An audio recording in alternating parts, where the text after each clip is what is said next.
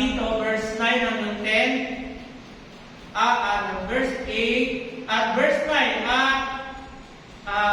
nalalaman ni Ona na hindi magiging kanya ang binhi, at nangyari na pagkasisiping siya sa asawa ng kaniyang kapatid ay pinatutulo niya sa lupa nang huwag lamang niyang bigyan ng binhi ang kanyang kapatid.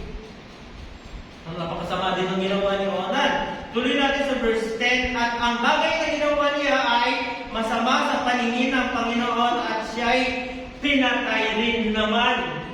Purihin ang Diyos sa kanyang salita. So ganon, nakita natin kanina sa verse 7 na yung kasamaan ni En, pinatay siya ng Diyos. Ngayon na ulit, doon sa pangalawang anak na Onan, pinatay din siya ng Diyos. Kasi gumagawa rin siya ng masama. Yeah. So nakita natin na ang mapangyarihan ng Diyos, minsan napag-usapan natin bakit napakabuti ba ng Diyos, no? Di ba siya ang maraming pinatay? Di ba? Kasi ang Diyos ay matuwid at makapangyarihan. Di ba? Meron na tayong inaawit